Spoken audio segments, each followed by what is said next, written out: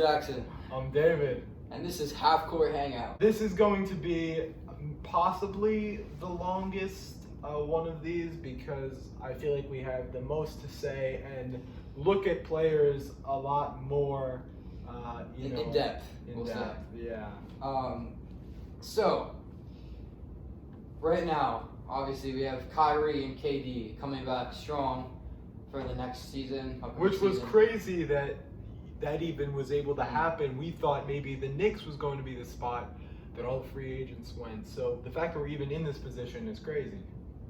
How do you feel about Kevin Durant coming off that Achilles injury? I believe he's going to be just fine, to be honest. Fine. And I'm not trying to be biased on that. They've been smart. They've been resting him. He is an extremely athletic, dominant player who, I think will be just fine when he comes back on the court.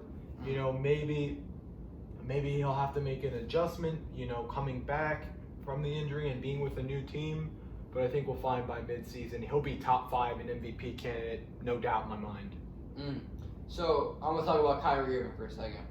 Although I would say Kyrie Irving is the 3rd or 4th best point guard in the league behind Curry, Damian Lillard, and Russell Westbrook, I see him kind of hurting this offense. And I think Kyrie Irving needs to see a kind of lesser role in this offense. For instance, I don't think the Nets will thrive off giving Kyrie Irving 38 minutes a game. I think if Kyrie Irving can see around 30, 31 minutes a game, he could really benefit. But Spencer Dinwiddie off the bench, it just gives such a... I really think he's the glue to this team, and that could... Yeah, it's very difficult sometimes. Kyrie Irving is clutch. He is flashy. He is fun to watch. But at the end of the day, I think that sometimes we might have to sacrifice some of those flashy plays in order to really, see this team thrive. And I also don't want him to overshadow one of, in my opinion, the players on the Nets with the most potential, Caris LeVert. There has been trade talks and signing talks with Bradley Beal and Zach LaVine coming to the Nets, so I believe they're both upcoming free agents. What do you think about this? Well, I think, I was asking you, I think that with the acquisition of these players, the Nets would really resort to a small ball. I think if Bradley Beal came to the Nets, we would see Kyrie Irving at the 1, Caris, Bradley Beal, Kevin Durant, and Jared Allen at the 5. So a kind of small ball approach to this lineup with one of those players. And we're trying to be unbiased in the regards to, talks about potential and seeding. Now, the biggest, for me, Brooklyn I do feel like Kyrie could be a liability in some ways, but he's a dominant player, and I do believe he will help this team. If you have a lineup of, let's say, Kyrie, where are we putting? So we're doing Caris, we have, let's see, there's Caris. Taurean Prince is still here, but I would maybe start Joe Harris, and then Durant at power forward possibly. You could kind of do that interchangeably, and then do Jared Allen. Now, I think you might agree with me on this one, Jackson, that while Jared Allen has shown bits of potential, I believe that He's shit. Jared Allen is fucking I really like Jared Allen. He looks like my friend Aiden. Shout out to you, Aiden. But put it this way, I think Jared Allen seems like a great guy, and his stats aren't horrible, but watching the games, he does struggle defensively. He doesn't do justice. He can't. Defensively, he just does not seem to find his rhythm.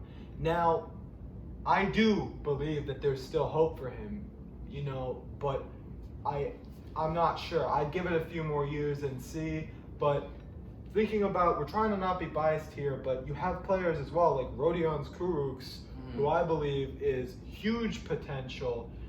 Some of these foreign guys that are really all around. He's tall, he can shoot, he can, he has pretty decent handles, he's pretty aggressive. He's a very all-around deadly player. Yeah, well, not to cut you off here, but just for time's sake, we're going to start wrapping things up. I want to give my final take on Jared Allen before wrapping up our final thoughts and predictions.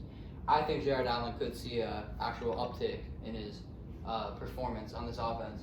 The Nets have been a very fast break, heavy, fast, rapid team throughout these past years, especially with the Kyrie, has really capitalized on that. Kevin Durant, who's going to be the number one scoring option on this team. Kevin Durant is a half-court set player. He doesn't play. He can obviously play at fast pace. Kevin Durant can adapt to anything, but he's a very half-court set, slow-paced player. For instance, like Luka is a very half-court set, slow-paced player. And I think if we are going to put this offense around Kevin Durant and play how he wants to play, Jared Allen's going to see a bigger role and a bigger performance. And I think it could be a very interesting team to watch. And I think there's tons of potential. So my final take, I would give the Nets an A- going into this upcoming year with their big superstars, and I think they can really contend to go far in the playoffs. I'm going to say I could see them going, I'm going to say at their floor, the 6th seed in the playoffs, and at their ceiling up to the 2 seed in the playoffs. Between 2 and 6, my take. I give them an A-. What's your grade? I would give them a middle A, in the range of 94, because I think if they stay healthy, which is something that they sometimes struggle to do, I think they'll be huge. But for me, I don't think we're going to be less than a 5 seed if we stay healthy.